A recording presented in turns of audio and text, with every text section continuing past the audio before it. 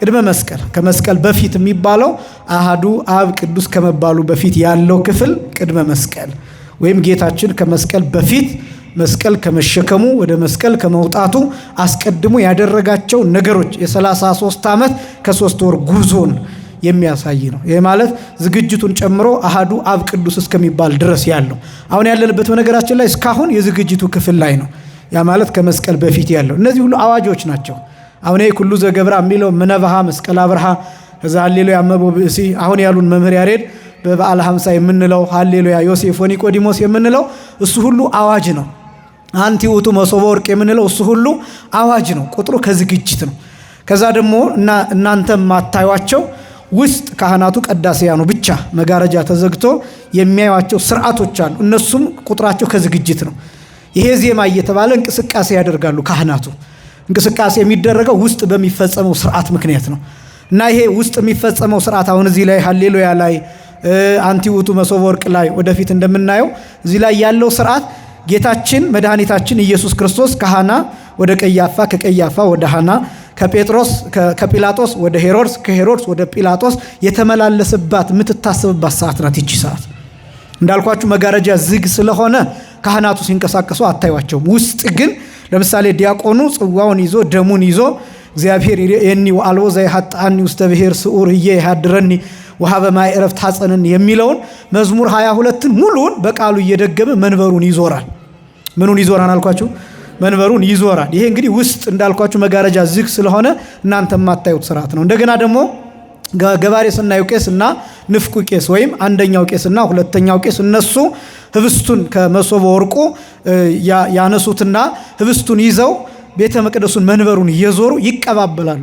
በምስራቅ በምዕራብ በሰሜን በደቡብ እየዞሩ እነዚህ ሁሉ የሚያሳዩት ምስጢራት ክርስቶስ መመላለሱን የሚያሳይ ነው። በገመድ ታስሮበት አንገቱ ላይ ወደፊት ወደ ኋላ እየተደፋ በጀርባው እየወደቀ እንደገና ባፍጢሙ እየተደፋ መስቀል ተሸክሞ እየወደቀ እንደገና ደግሞ በገዢዎቹ በሊቃነ ካህናቱ በነገስታቱ በገዢዎቹ በእነዚህ ሁሉ እየተመላለሰ መከራ የተቀበለውን የምናሳይበት ነውና አስደናቂ ነገሮች ናቸው። አንዳንዶቹ የውስጥ ምስጢራት ስለሆኑ ስለማንነግራችሁ መጋረጃውም ዝግ የሚሆነው እነዚህ ሊታዩ ስለማይገባ ከቤተ መቅደሱ ክብርም አንጻር ከህሊናም የተነሳ ለዚያ ነው እንጂ በጣም አስደናቂ ምስጢራት ይከናወናሉ በዚህ ሰዓት እና ይሄ የዝግጅት ክፍል ነው የሚባለው። ከዛ በኋላ አንቲ ውእቱ መሶበ ወርቅ ከተባለ በኋላ ውስጥ ያለው ዝግጅት ስርዓት እሱ ከተፈጸመ በኋላ ጸሎት ይደረጋል። ያ ጸሎት ምንድነው? ካህኑ ሁልጊዜ እንደምላችሁ ጸልዩ ሊተ አበዊ ወአሃዊ ላኢሌ ወላኢለ ዝንቱ መስዋዕት፣ አባቶቼ ወንድሞቼ እናቶቼ እህቶቼ ለኔና ለዚህ መስዋዕት ጸልዩ ወይም በኔና በዚህ መስዋዕት ላይ ጸልዩልኝ ብሎ ይጠይቃል። ህዝቡን ብቻ አይደለም የሚጠይቀው፣ እኛን ብቻ ሳይሆን የሚጠይቀው ካህኑ ሊቀ ፓትርያርኩ ካሉ ፓትርያርኩን ይጠይቃል። ሊቀ ጳጳስ ካለ ሊቀ ጳጳሳት ካለ ሊቀ ጳጳሳቱን ይጠይቃል። አስተዳዳሪው ካሉ አስተዳዳሪውን ይጠይቃል። አበምኔት ከሆነ የገዳም ከሆነ አበምኔቱን ይጠይቃል። አበምኔቱ ከሌሉ እነዚህ ሁሉ ከሌሉ ረዳቱን ቄስ ወይም ደግሞ ንፍቁን ቄስ ወይም ሁለተኛውን ቄስ እሱን ይጠይቀዋል። አባቴ ሆይ በጸሎት አግዘኝ ይርዳኝ ብሎ ይጸልየዋል። ከዛ ክህነትህን እንደ መልከ ጼዴቅ ክህነት ያድርግልህ፣ መስዋዕትህንም ይቀበልልህ፣ በብሩህ ገጽ ይቀበልልህ ተብሎ ይሄ ጸሎት ይደረግና ከዛ በኋላ ለትንሽ አፍታ ዝምታ ሆኖ አሐዱ አብ ቅዱስ የሚለው ይቀጥላል። አሁን ይሄ ቅድመ መስቀል የሚባለው ክፍል ነው። እነዚህን አሁን ወደፊት ያው በዝርዝር እንደ ሁኔታው እንደ ጊዜያችን እንመለከታቸዋለን። መጽሐፈ ቅዳሴውም ላይ ስላለ ማለት ነው። ይሄ ቅድመ መስቀል ይባላል። ከመስቀል በፊት ይባላል። ከመስቀል በመስቀል ጊዜ ተብሎ የሚጠራው ክርስቶስ አካሉ ከመስቀል ጋራ ከተገናኘበት ሰዓት ጀምሮ አካሉ ከመስቀል እስከሚላቀቅበት እስከሚለያይበት ሰዓት ድረስ ያለው ጊዜ መስቀል የመስቀል ጊዜ ተብሎ ይጠራል። ይሄ ጊዜ ደግሞ በቅዳሴው ክፍል የትኛውን ክፍል የሚያሳይ ነው ብለናል? አሐዱ አብ ቅዱስ ከሚለው ጀምሮ ምን ከሚለው ጀምሮ? አሐዱ አብ ቅዱስ ከሚለው ጀምሮ ልክ ድርገት እስከሚወርድ ወይም ቅዱስ ሥጋው ክቡር ደሙ ለመሰጠት ቀዳሲያኑ ከውስጥ እስከሚወጡባት ሰዓት ድረስ ያለችው ሰዓት የመስቀል ጊዜ ተብሎ ይጠራል። ያ ሰዓት ክርስቶስ የሞተበት ሰዓት ነው። የሞተበት ይሄ ማለት ክርስቶስ ሲሞት አካሉን በእኛ ውስጥ ነው የሚያስቀምጠው። እንደምታውቁት ቅዱስ ሥጋውን ክቡር ደሙን ስንቀበል የኛ ሆድ የኛ አካል ለክርስቶስ ሥጋ መቃብር ይሆናል፣ በእኛ ውስጥ ይቀበራል።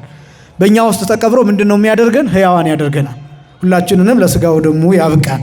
ስለዚህ ያ ሰዓት የመስቀል ጊዜ ተብሎ ይጠራን። እስከ ጸልዩ በእንቲአነ እስከሚለው ቅዱስ ቁርባኑን ይዘው እስከሚወጡ ቅዱስ ቅዱስ ስሉስ ዘይትነገር እስከሚባልበት ምስጋና ያለው የመስቀል ጊዜ ተብሎ ይጠራን። የቅዳሴው ክፍል ከአሃዱ አብ ቅዱስ ጀምሮ ድርገት እስከሚወርዱበት ጊዜ ድረስ ያለው ድርገት ከወረዱበት ሰዓት ጀምሮ በኋላ ያለው ጊዜ ድህረ መስቀል ይባላል። ከመስቀል በኋላ ይባላል ብለን ገልጠናል። ከመስቀል በኋላ የሚለው አነጋገር የመጀመሪያው ትንሣኤን ያሳያል። ከዛ ቀጥሎ ደግሞ እርገትን ያሳያል። ከዛ ቀጥሎ ደግሞ ዳግም ምጽአትን ያሳያል። ሶስቱንም ክፍሎች የሚያሳይ ነው። ትንሣኤን እንዴት ያሳያን ቢባል ቅዱስ ሥጋውን ክቡር ደሙን ተቀብለን እኛ ሕያዋን እንሆናለን። ያ ማለት አንድ ሰው በቆረበበት ቅጽበት ትንሣኤን ተነስቷል። የህሊና ትንሣኤን ተነስቷል። የምን ትንሣኤን ተነስቷል? የህሊና ትንሣኤ። ትንሣኤ 5 አይነት ነው ብዬ ከዚህ በፊት ደጋግሜ እንደነገርኳቸው፣ አንደኛ የጌታ ትንሣኤ አለ፣ ሁለተኛ የእመቤታችን ትንሣኤ አለ፣ ሶስተኛ የእነ አልዓዛር ትንሣኤ አለ፣ ጊዜያዊው ትንሣኤ ማለት ነው። አራተኛ የልቡና ትንሣኤ የሚባለውና አምስተኛ የመጨረሻው የጉባኤ ትንሣኤ የህብረት ትንሣኤ ብለን የምንጠራው የመጨረሻው ትንሣኤ አለ እና ከዚህ ውስጥ የህሊና ትንሣኤ ተብሎ የሚጠራል። ማንኛውም ሰው የህሊና ትንሣኤን ከተነሳ ብቻ ነው ያኛውን ትንሣኤ የክብር ትንሣኤ መነሳት የሚችለው። ያለዛ ግን ቢነሳም አይጠቅመውም። በነገራችን ላይ አሁን ለምሳሌ ኃጥአን ትንሣኤ፣ የደይን የፍርድ ትንሣኤ የሚባል አለ። ይሄ የፍርድ ትንሣኤ የሚባለው ቁመተ ጸጋም የሚባለው ነው። በግራ መቆም ማለት ነው። በግራ የቆሙ ሰዎች ወደ ዘላለም እሳት ሂዱ ነው የሚባሉት። ወደ ዘላለም እሳት ከመሄድ እግዚአብሔር ሁላችንንም ይሰውረን። ስለዚህ ይሄኛው የክብር ትንሣኤ በቀኝ ለመቆም ወደ ዘላለማው ሕይወት ለምንነሳበት ትንሣኤ ግን በቅዱስ ሥጋውና በክቡር ደግሞ የሚረጋገጥ ነው እና አንድ ሰው በቆረበበት ሰዓት የህሊና ትንሣኤ ተነስቷል። ለምሳሌ መጽሐፍ ላይ እንዲህ ይላል። ራእየ ዮሐንስ ምዕራፍ 20 ቁጥር 6 ላይ በመጀመሪያው ትንሣኤ የመጀመሪያው ትንሣኤ ያለው ንዑድና ክቡር ነው ይላል። የትኛው ትንሣኤ? የመጀመሪያው ትንሣኤ። የመጀመሪያው ትንሣኤ ብሎ የሚጠራው የህሊና ትንሣኤ። ለምሳሌ የቆረበ ሰው የመጀመሪያው ትንሣኤ ተነስቷል። ንስሐ የሚገባ ሰው የመጀመሪያው ትንሣኤ ተነስቷል። የሚያስቀድስ ሰው የመጀመሪያው ትንሣኤ ተነስቷል። መልካም የሚያደርግ ሰው የመጀመሪያው ትንሣኤ ተነስቷል። ለምሳሌ ዛሬ ስርዓተ ቀብሩ የፈጸምንለት ወንድማችን መምህራችን መምህር ዘላለም ወንድሙ እንዲህ በአማረ መልኩ የተሸኘው የመጀመሪያውን ትንሣኤ በወንጌል የተነሳ ሰው ነው። እንኳን እሱ ይቅርና ሌሎች እንዲነሱ ያደረገ ሰው ነው። በእውነት በረከቱ በሁላችንም ላይ ይደርብን። መቼም ኩላሊት ያመላለሰውን ልብ ያጤሰውን የሚያውቀው እግዚአብሔር ብቻ ነው። ነገር ግን በኖረበት ዘመን ሁሉ ወንጌልን ብቻ አስተምሮ እድሜውን ለወንጌል ያቃጠለ የሰዋ ሰው በዘመናችን እንዲህ አይነት ሰው እኮ አይተን አናውቅም። ያው መቼም እኛ ኢትዮጵያውያን በእርግጥ ሰው ሲሞት ነው የምናወራው። በእርግጥም ክብሩ እንዳይቀንስ ውዳሴ ከንቱ እንዳይሆንም እንዳይታበይም ስለሚሆን አንዳንድ ጊዜ ሰው በሕይወት እያለ መመስከርም ተገቢ አይደለም። በእርግጥ ከቤተክርስቲያን ስርዓትም አንጻር ደግሞ ይሄ ወንድማችንን መስክሩልኝ የሚል ሰውም አይደለም እና ነገር ግን እንዲህ በአማረ ሁኔታ ሁሉ ህዝብ ነጭ ለብሶ የነበራችሁ ካላችሁ በሚዲያም የተከታተላችሁ ካላችሁ እንዲህ አይነት ሰዎች ቀድሞ የህሊና ትንሣኤ የተነሱ ናቸው። የልቡና ትንሣኤ የተነሱ ናቸው። እኔ በአካል የማውቀው እሱን ሰው በጣም ጥቂት ጊዜያት ነው። ትምህርቱን በሚዲያ አዳምጣለሁ፣ እማራለሁ። ለመጀመሪያ ጊዜ የከተማ ስብከትም የሰማሁት ከሱ ነው። የከተማ ሰባኪ ያየሁትም ለመጀመሪያ ጊዜ የቆሎ ተማሪ ሆኜ ያየሁትም እሱን ነው እና እንዲህ አይነት ሰዎች ቀድመው የተነሱ ሰዎች ናቸው። በየቦታው ሂዶ የሚቆርብ ሥጋውን ደሙን የሚቀበል በየገዳማቱ ታሪኩን ከሰማችሁ ሂዶ አስቀድሶ የሚቆርብ ሰው፣ ብዙ ሰዎችን የሚረዳ ሰው፣ በነፃ የሚያገለግል ሰው፣ ያለ ትራንስፖርት ያለ አበል በራሱ ነዳጅ በራሱ መኪና ሂዶ አገልግሎ የሚመለስ ሰው ነውና እውነት እግዚአብሔር ነፍሱን በቅዱሳን አጠገብ ያስቀምጥልን። እንዲህ አይነት ሰዎች የልቡና ትንሣኤ የተነሱ ናቸውና ስለዚህ መቁረብ የልቡና ትንሣኤ ተብሎ ነው የሚጠራው። ለዛ ነው ትንሣኤ ከተነሱ ደግሞ የልቡና ትንሣኤ ከተነሱ ቀጥሎ ያለው እርገት ነው። ክርስቶስ አርጓል፣ እኛም እናርጋለን። እርሱ ያለን እጠብቃችኋለሁ ነው ያለን። ተመልሼ መጥቼ ወስዳችኋለሁ ነው። በአባቴ ቤት ብዙ መኖሪያ አለ፣ ተመልሼ መጣና ወስዳችኋለሁ ነው ያለው። ለእናንተ ቤት አዘጋጃለሁ ነው ያለው። ይሄ እርገትን ነው የሚያሳየው። ስለዚህ ያ እርገት የሚካተተው በዚህ ነው። ትንሣኤ እርገት የሚለው የሚገለጥበት ነው ድህረ መስቀል፣ ከመስቀል በኋላ ያለው። ስለዚህ ቅዳሴ 3 ክፍል አለው። ስንት ክፍል አለው? 3 ክፍል። አንደኛ ቅድመ መስቀል፣ ሁለተኛ ጊዜ መስቀል፣ ሶስተኛ ድህረ መስቀል። አንደኛ ቅድመ መስቀል፣ አንደኛ፣ ሁለተኛ ጊዜ መስቀል፣ ሶስተኛ ድህረ መስቀል። ቅድመ መስቀል ማለት ነው ከመስቀል በፊት ማለት ነው። አትፍሩት፣ ግዕዙን አትፍሩት። አማርኛ እኮ ነው በነገራችን ላይ። ቅድመ ማለት እኮ በፊት ማለት ነው። ቅድም እንደምትሉት ማለት ነው። ቅደመኝ እንደማለት ማለት ነው። ቅድመ መስቀል ማለት ከመስቀል በፊት። ጊዜ መስቀል ማለትስ በመስቀል ጊዜ። ድህረ መስቀል ማለትስ ከመስቀል በኋላ ድህር ማለት ኋላ ማለት ነው። ድህረ መስቀል ማለት ከመስቀል በኋላ ማለት ነው። ቅድመ መስቀል የሚባለው የቅዳሴ ክፍል ከመስቀል በፊት የሚባለው የመስቀል ክፍል እስከምን ድረስ ያለው ነው አልኳችሁ? ከመስቀል በፊት የሚባለው የቅዳሴ ክፍል እስከምን ድረስ ነው? ምን እስከሚባል? በጣም ጥሩ። አሃዱ አብ ቅዱስ እስከሚባል ድረስ። ጊዜ መስቀል የሚባለው ደግሞ ምን ከተባለ ጀምሮ? አሃዱ አብ ቅዱስ ከተባለ በኋላ ድርገት እስከሚወርዱ ድረስ ያለው። ድህረ መስቀል ወይም ከመስቀል በኋላ የሚባለው ደግሞ ከድርገት ጀምሮ በሰላም ግቡ እስከሚባለው ጊዜ ድረስ ያለው ከመስቀል በኋላ ያለው። እንግዲህ አጠቃላይ መስቀልን ክርስቶስን ማዕከል ያደረገ ነው ብዬ የገለጥኩላችሁ። ይሄን እንዳትረሱ በየመሃሉ ልጠይቅ እችላለሁ።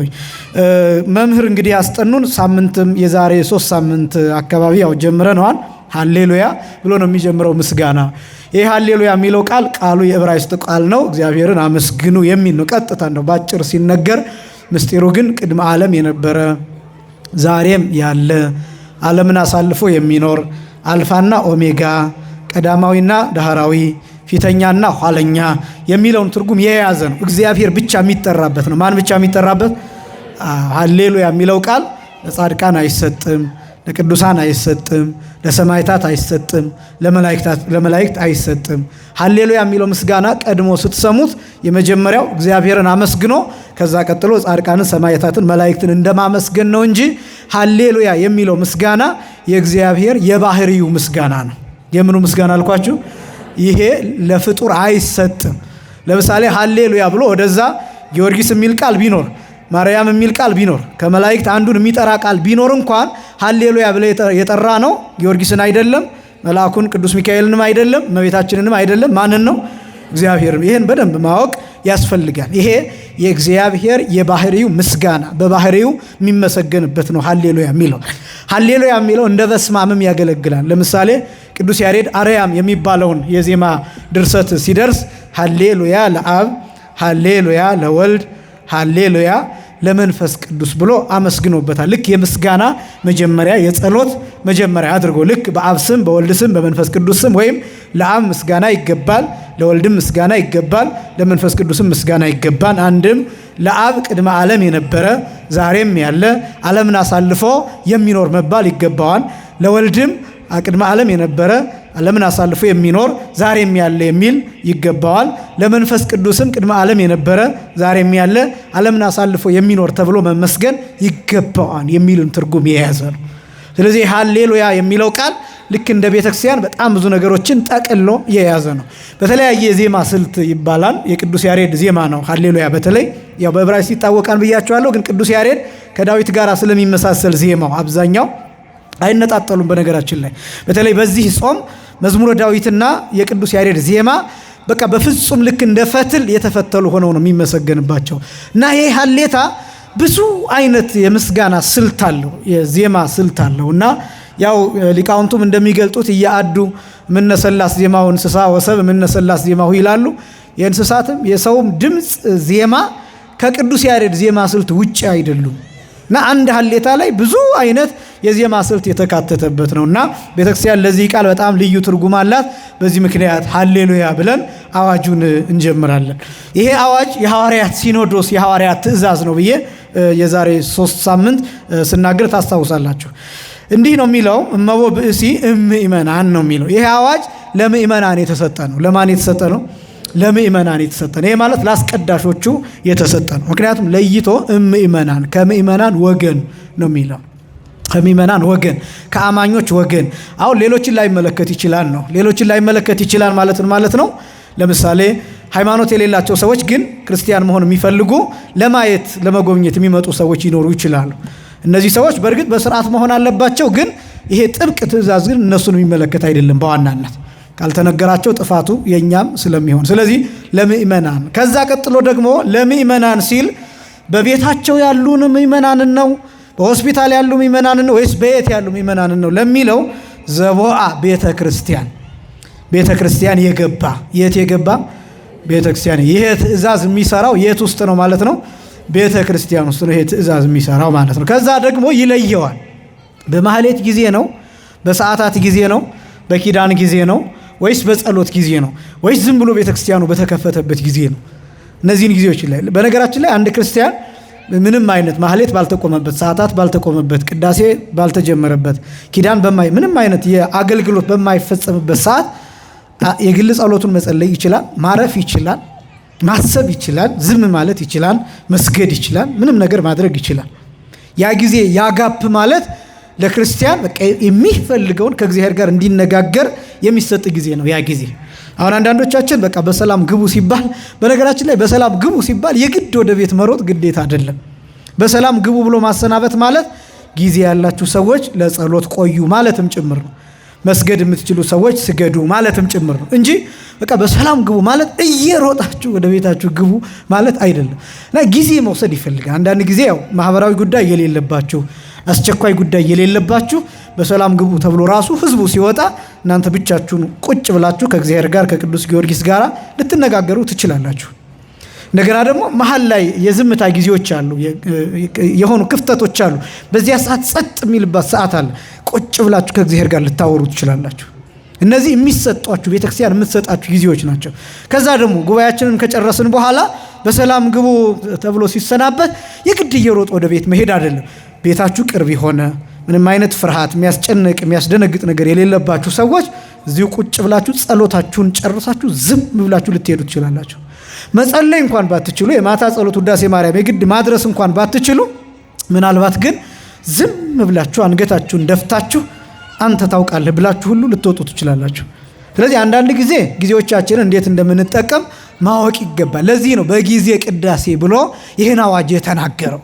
በጊዜ ቅዳሴ በቅዳሴ ጊዜ ብቻ የሚሰራ ህግ ነው። በሌላ ጊዜ የሚሰራውን አሳያችኋለሁ። በጊዜ ቅዳሴ ከዛ ወይ ሰምዓ መጻሕፍተ ቅዱሳተ ወይ ተአገሰ እስከ ይፈጽሙ ጸሎተ ቅዳሴ ወይ ተመጠወ እምቁርባን ይሰደድ እምቤተ ክርስቲያን።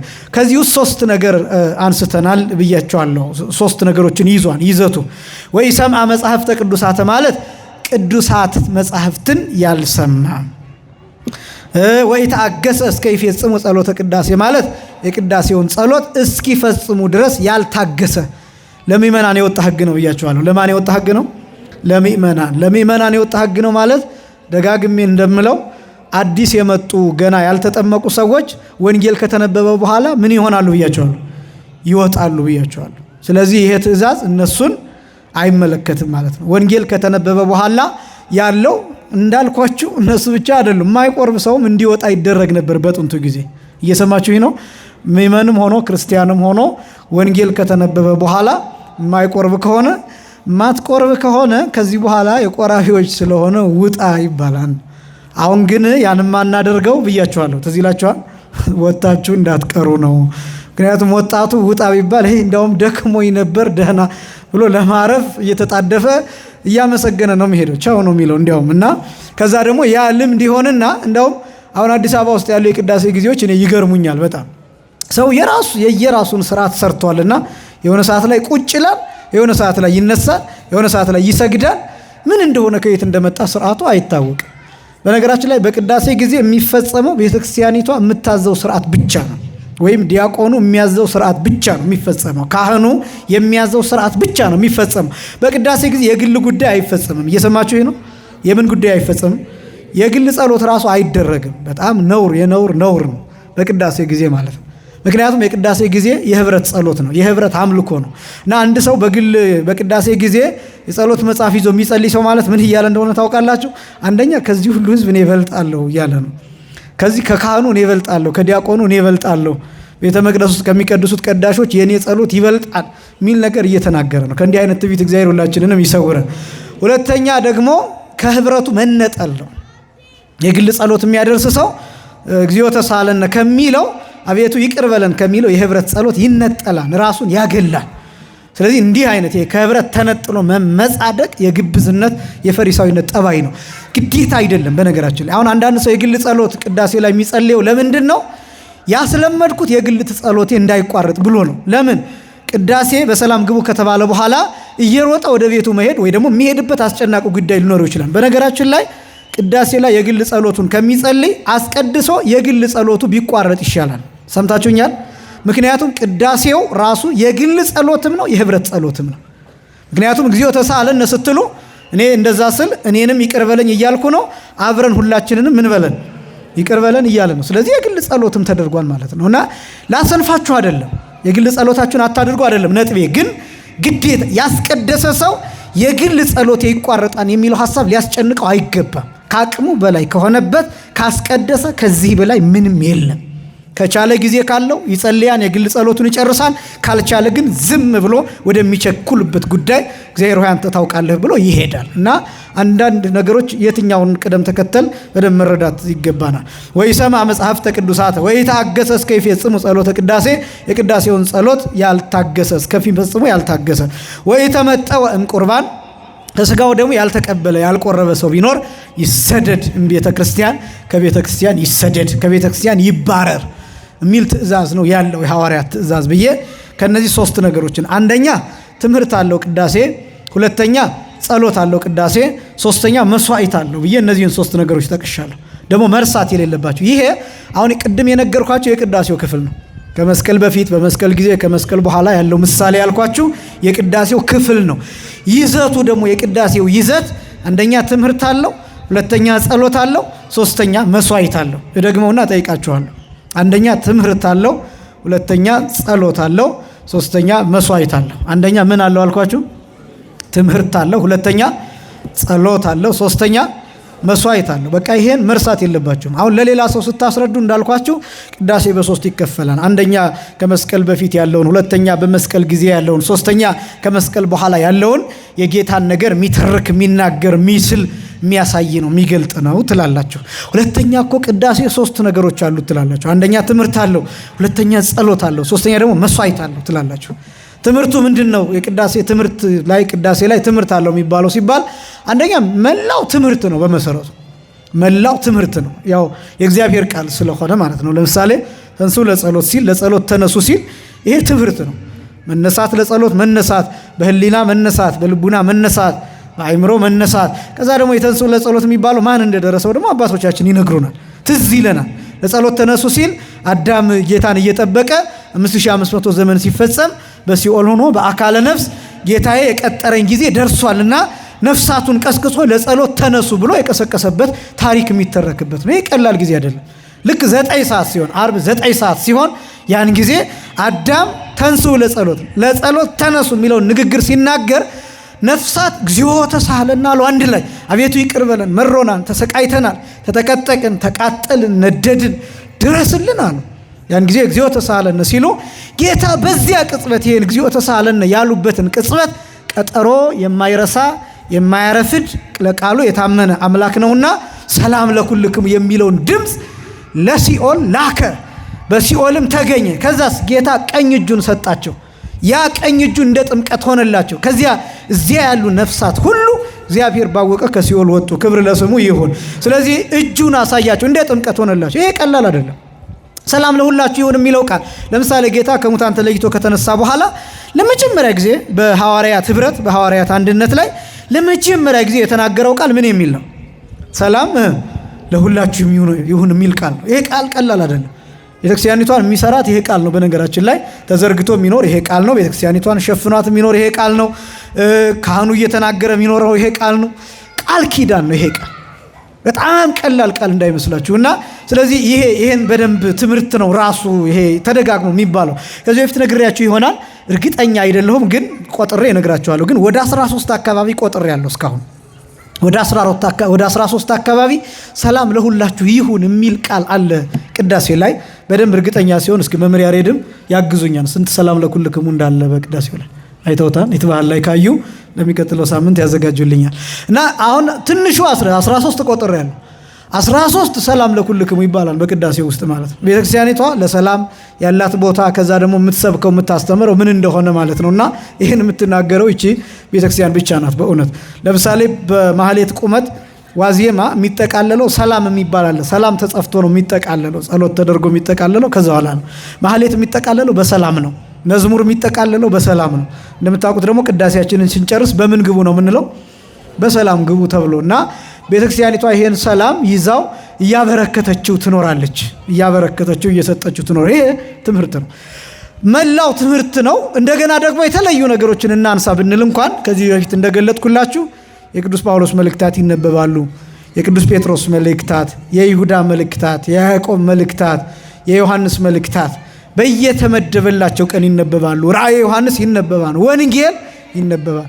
27ቱ የሐዲስ ኪዳን መጻሕፍት በ365 ዕለታት ውስጥ ይነበባሉ። ከዛስ በብሉይ ኪዳን ምስባክ 3 መስመር ይሰበካል። ስንት መስመር? 3 መስመር። ዕለቱን የሚገልጥ ወቅቱን የሚገልጥ ምስባክ ይሰበካል ከብሉይ ኪዳን። ቤተክርስቲያኒቷን ቅዱስ ጳውሎስ ሲገልጥ ወናሁ ተሐነጽክሙ ወዲበ መሰረተ ነቢያት ወሐዋርያት ይላል። ኤፌሶን ምዕራፍ 2 ቁጥር 19 ጀምሮ እነሆ በነቢያትና በሐዋርያት መሰረት ላይ ታንጻችኋል ይላል። በዚያ መሰረት እንደጸናን ለማሳየት ከብሉይ ኪዳን የዳዊትን መዝሙር እናመጣለን። ከሐዲስ ኪዳን መልእክታቱን፣ ራእየ ዮሐንስን፣ ወንጌልን፣ ግብረ ሐዋርያትን እናነባለን። ሙሉ ሆነ ማለት ነው። ቤተክርስቲያኒቷ ብሉይና ሐዲስ ኪዳን ላይ የቆመች መሆኗን እናጠይቃለን ማለት ነው። ይሄ ብቻ ሳይሆን ትምህርትም ነው። አንድ ሰው እንዳልኳችሁ ለምሳሌ ዛሬ 3 ነው እመቤታችን ናት። በዕለቱ ደግሞ በስንክሳር የሚታሰቡ በዓላት አሉ። እነዚህን በዓላት አይቶ ከዛ ግጻዊውን አይቶ ቢመጣ መጽሐፍ ቅዱስን በ365 ዕለታት ውስጥ ሁሉን ማወቅ ሙሉውን ማወቅ ይችላል፣ መረዳት ይችላል። ስለዚህ ቤተክርስቲያኒቷ ታስተምራለች ማለት ነው። ምን ትላለች? ስለዚህ ቅዳሴ ምን አለው? ትምህርት አለው። የመጀመሪያ ትምህርት አለው። ሁለተኛ ጸሎት አለው። መላው ጸሎት ነው። መላው ትምህርቱ ራሱ ጸሎት ነው። የቅዱስ ጳውሎስ መልእክት ጸሎት ነው። ከዚህ በፊት እንዳልኳችሁ ዲያቆኑ ሲጀምር ይጸልያል፣ ሲጨርስም ይጸልያል። ሁለተኛው ዲያቆንም ሲጀምር ይጸልያል፣ ሲጨርስም ይጸልያል። በሕዝበ ክርስቲያኑ ላይ ይሁን እያለ ይጸልያል። በሊቀ ጳጳሱ ላይ ይሁን እያለ፣ በአስተዳዳሪው ላይ ይሁን፣ በሀገራችን በኢትዮጵያ ላይ ይሁን፣ በመላው ዓለም ባሉ ኦርቶዶክሳውያን ላይ ይሁን እያለ ይጸልያል። ከዚህ በላይ ምን ጸሎታል? ንፍቁ ቄስም ግብረ ሐዋርያት ሲያነብ ሲጀምርም ሲጨርስም ይጸልያል። ወንጌልም የሚያነባው ሲጀምርም ሲጨርስም ይጸልያል። ከዚህ በላይ ምን አለ? መላው ጸሎት ነው። ጠቅላላ የንስሐ እንደውም ጸሎቱ በጣም የሚደንቀው ሁሉም አይነት የጸሎት አይነት የተካተተበት ነው። ለምሳሌ በእንተ ቅድሳት የሚለው እሱን ጊዜ ቢኖረኝ የብቻው ይዘቱን ማሳየት ይችላሉ። በእንተ ቅድሳት ስንት አይነት ነገር እንዳለው ማለት ነው።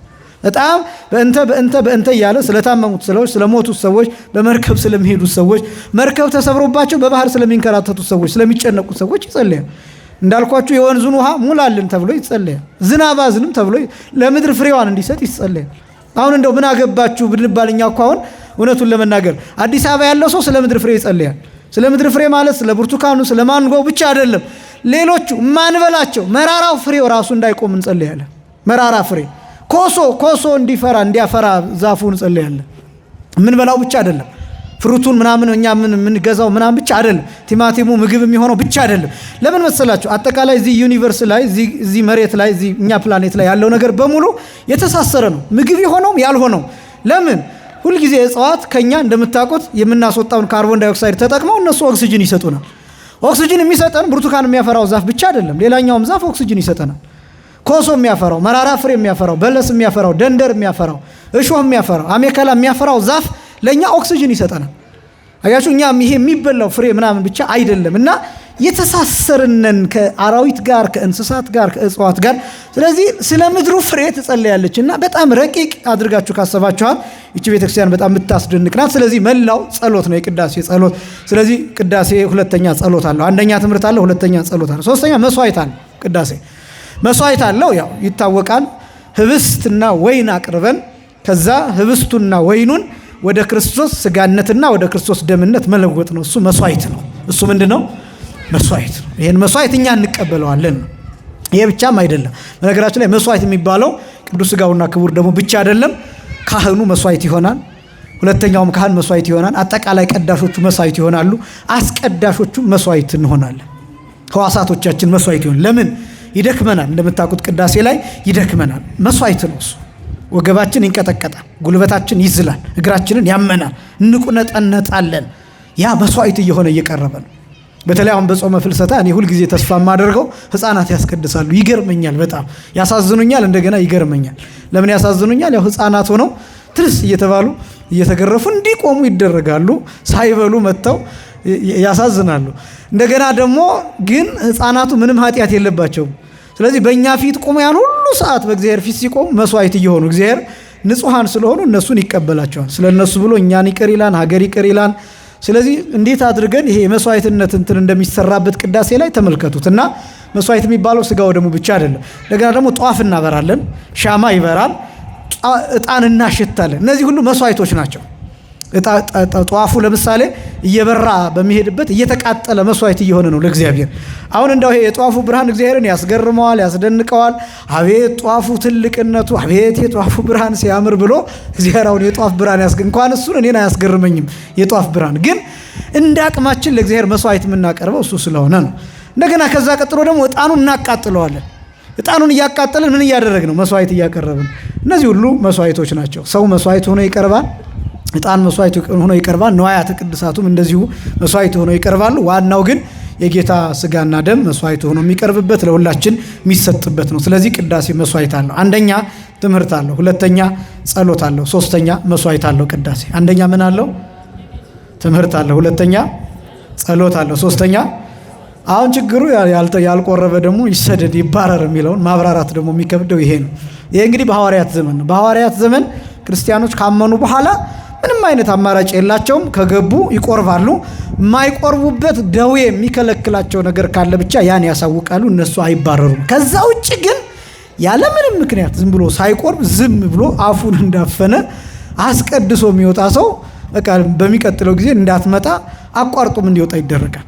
ይሄ በነገራችን ላይ እስከና አጼ ዘርዓ ያዕቆብ ዘመን ድረስ ይሰራ የነበረ ነው በሀገራችን ማለት ነው። ለምሳሌ አሁን የተአምረ ማርያም አሰራር አንዱ ይሄ ነው። በነገራችን ላይ የተአምረ ማርያም ለምሳሌ የተአምረ ማርያም ከቅዳሴ በፊት ነው የሚነበበው። በዛ ጊዜ የሚነበበው የተአምረ ማርያም ከቅዳሴ በፊት ነው። ከአጼ ዘርዓ ያዕቆብ ዘመን በኋላ ግን ከቅዳሴ በኋላም ጭምር እንዲነበብ ተደረገ። ለምን? ውግዘት አለው ተአምረ ማርያም እንደምታውቁት። እና ምንድን ነው የተደረገው? ከቅዳሴ በፊት ሲነበብ የእመቤታችንን ተአምሯን ሰምቶ ወደ ቤቱ ይሂድ። ይህን የእመቤታችንን ተአምሩን ሰምቶ ቢሄድ ስጋውን ደግሞ እንደተቀበለ ይሆንለታን፣ ይደረግልኛል ብሎ ቢያምን የሚል ቃል አለ። አሁን ዋናው ዓላማው ምን እንደሆነ ታውቃላችሁ? ሰዎች ወደ ስጋው ደግሞ እንዲመጡ ለስጋው ደግሞ እንዲበቁ ማድረግ እንጂ አሁን ተአምረ ማርያም ስጋው ደግሞ ነው ማለት አይደለም። ልብ በሉ፣ እያቃለልኩ አይደለም። የእመቤታችን ተአምር የከበረ ነው። የእመቤታችን አማላጅነት ከሁላችን ጋር ይሁን። ግን የእመቤታችን ተአምር ስለሰማችሁ ቆርባችኋል ማለት ግን አይደለም። እንደዚህ እንዳታስቡት። እንደ ነው የሚለው። ለምሳሌ እንደ አሁን አንድን ሰው ጠርቼ እገሌ እንደ ገሌ ነው ብል እገሌ ነው ማለት ነው። ማነጻጸርና መሆን የተለያዩ ነገሮች ናቸው። ይሄ እንደ ፀሐይ እኮ ነው የሚያበራው ብል አሁን ይሄ ፀሐይ ነው፣ ይሄ ፓውዛ እንደ ፀሐይ ያበራን አልኩኝ። ፀሐይ ግን አይደለም። እና አንዳንድ ነገሮችን እንደ ተብሎ የሚገለጡትን እሱን ማወቅ ይገባን። እና ስለዚህ ያን ጊዜ ሰዎች ተአምረ ማርያምን ቀድመው እንዲሰሙ በውግዘት ጭምር። ለምን? ሰው ሌሊት ተነስቶ ተአምረ ማርያምን ለመስማት ይመጣል። ከዛስ ተአምረ ማርያም ከሰማ በኋላ ደግሞ ይቆርባል። በቃ ከመጣሁማ አስቀድሼ ልቁረብ፣ ካስቀደስኩ አይቀር ልቁረብ የሚል ፍቅር እንዲያድርበትም ጭምር። ከዛ ግን ሰው ተአምረ ማርያሙንም ተው ማስቀደሱንም ተው። ከዛ ምን ይደረግ? ከቅዳሴ በኋላ ታምሩን እናነብለት ተብሎ እንዲሁ እኮ በጣም እኮ የሚገርም እኮ ነው። አሁን የምናደርገው እንደዛ ነው። ባለፈው እንዳልኳችሁ በጣም ብዙ ስርዓት እየተውን እንደሆነ ታውቃላችሁ። ለወጣቱ ሲባል ለወጣቱ ለምሳሌ አንድ ነገር ልንገራችሁ። የሆሳዕና ስርዓት ውስጥ ነው የሚደርሰው፣ ከቅዳሴ በፊት ነው የሚደርሰው። እየሰማችሁ ነው።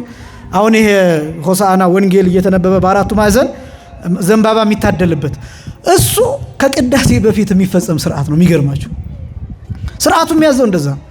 ከቅዳሴው በፊት በጣም የሚገርመው የስርዓቱ ትይዘት በጣም ትደነቃላችሁ። እንደ እግዚአብሔር ፈቃድ ምናልባት ያኔ ስንደርስ ልነግራችሁ እችላለሁኝ። እና ያ ስርዓት ውስጥ ቤተ መቅደሱ ነው እንጂ የሚዞረው እዚህ ውጭም አይደለም። የሚዞረው ውስጥ ነው የሚዞረው። ከቅዳሴ በፊት ምዕዋዱ ይደረጋል። ወንጌሉ በአራቱ ማዕዘን ይነበባል።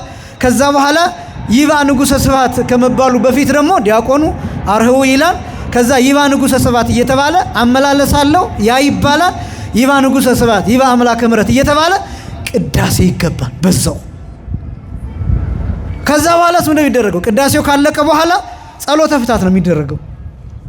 ጸሎተ ፍታት ተደርጎ አውደ ምሕረት ላለው ሕዝብ ስንብት ይደረግ። እንደዛ ነው እንጂ የሚደረገው የውስጡ ስርዓት ግን አዲስ አበባ ምን አረገች? ብልጥናት አዲስ አበባ ሕዝቡ ስርዓቱ ከሚያመልጠው አለችና ስርዓቱን ከቅዳሴ በኋላ አሁን ማንም መምህር የድጓ መምህሩ ቢጠየቅ የቅዳሴ መምህሩ ቢጠየቅ ይሄን ይትባል ምን ይደረግ በቃ እንግዲህ ያው አንድ ጊዜ ተለመደ። ወደ ውስጥ ብናደርገው ህዝቡ ይንጫጫል። እነዚህ ሰዎች ተሐድሶ ናቸው እንዴ ነው የሚለን። አሁን እኛ ውስጥ አድርሰን ስርዓቱን ውስጥ አድርሰን ብንወጣ ልክ እናንተ ስትመጡ እናንተ አሁን በእናንተ ቤት በቃ ዘንባባውን ልንቀበል ነው ስርዓቱን ልናይ ነው ብላችሁ ስትመጡ የለም። ዘንባባው ቀድሞ ታድሏን ስርዓቱም ቀድሞ ደርሷን ከቅዳሴ በፊት። እናንተስ ይሄን ስርዓት ለማየት አርፍዳችሁ ጎብለል እያላችሁ ትመጣላችሁ። ከዛስ የለም። ከዛስ ምንድነው የምትሉት? እነዚህ ቄሶች አብዝተውታል። በቃ ስርዓቱን እየጣሱ ነው። ጭራሽ ስርዓት አስከባሪ ትሆናላችሁ። አሁን የገጠመን ችግር ይሄ ነው። በነገራችን ላይ የገጠመን ችግር ከቤተ ክርስቲያኑ ስርዓት ውጪ ለህዝቡ ተብሎ የተደረገው ነገር ይሄ ክፉ ልምድ ይበልጣን ከግንድ የሚል አባባል ታውቃላችሁ? ልማድ ይበልጣን ከግንድ ይባላል። ከባድ ነው እና የተለመደ ነገር መንቀል ነው፣ ማሻሻል አይቻልም። እና አንዳንድ ስርዓቶች እንደዛ ነው። አሁን ጸበል ቦታ አካባቢ ስትሄዱ የየራሳቸውን ስርዓት ሰርተዋል ሰዎች። ልክ የሆነ ገና 2-3 ኪሎ ሜትር እንዳላችሁ ጫማህን አውልቅ ትባላላችሁ። ይህ ሰውዬ በእግሩ መሄድ የማይችል ሊሆን ይችላል፣ ቁስል ያለው ሊሆን ይችላል። በቃ ያ ስርዓት ተሰርቶ አራጭ እባካችሁ እንደዚህ ያለ ጫማ መሄድ አልችልም ቢል በቃ ይሄ ሰይጣን አለበት ግረፍ፣ እዛው እንደተያዝክ ልትገረፉ ልትችላል። እና ዝም ብሎ ሰዎች የሰሯቸው ስርዓቶች አሉ። ያን ስርዓት መቃወም ደግሞ ልክ ሃይማኖት እንደሌለው ሰው ያስቆጥራል፣ ቤተክርስቲያኒቱን እንዳለማክበር ይቆጠራል። እና ስለዚህ እነዚህ ነገሮች ያው እየቆዩ ለህዝብ ተብሎ የተደረጉ ከዛ ልምድ ሆነው የቀሩ አሉና ተአምረ ማርያም አንዱ 2 ጊዜ የሚነበብበት ምክንያት ይሄ ነው። ይሄን እንድታውቁት ነው። እና እንደዚህ ግን ሲባል አሁን ላይ ያለን ስርዓት ዞሮ እንዳትጨነቁ፣ እናንተ ካልቆረብን ልንባረር ነው ማለት ነው ብላችሁ እንዳትጨነቁ፣ ለመቁረብ ተዘጋጁ። ነገር ግን መቁረብ የማይቻልበት ምክንያት ካለ አስቀድሶ መሄድ ይቻላል። ያ አስቀድሶ መሄድ ተአምረ ማርያም ሰምቶ መሄድ ምንድነው የሚያደርገው? ለቀጣይ ለስጋው ደግሞ ያበቃል። ደጅ ጽናት ነው። ምንድነው አልኳችሁ? ደጅ ጽናት ነው። የባለስልጣኑን ፊት ማየት ማለት ነው። አንድ ሰው ስራ መቀጠር ሲፈልግ ያው ደጋግሞ ጸሐፊዋን ደጋግሞ ባለስልጣኑን ስራ አስኪያጁን ምናምን ያያል አይደለ? ደጅ መጽናት ነው። ማስቀደስም ቢያንስ እንኳን ባንቆርብ ስጋውን ደግሞ ባንቀበልም ሰዓታት መቆም፣ ማህሌት መቆም፣ መጸለይ፣ ቅዳሴ ማስቀደስ፣ መሳተፍ፣ በቤተ ክርስቲያኒቱ አገልግሎት መሳተፍ፣ ወንጌል መስማት፣ በጉባኤ መገኘት ደጅ መጽናት ነው። ምን ማለት ነው አልኳችሁ? ይሄ ለስጋው ደግሞ ያበቃናል። በቃ ነጥቡ እሱ ነው። ይሄ ለስጋው ደግሞ ያበቃናል። እና በዚህ ምክንያት ተአምረ ማርያምን መስማት አንዱ ስጋውን ደግሞ ለመቀበል ለመብቃት ደጅ የመጽናት አንዱ ትልቁ ነው እንጂ ተአምረ ማርያም መስማት መቁረብ ማለት አይደለም። ይህን በደንብ እንድታውቁት ይገባል። ሌላኛውን ክፍል የሚቀጥለው እናየውና ወደሚቀጥለው ክፍል እናያለን። የሳምንት ሰዎች ይበለን።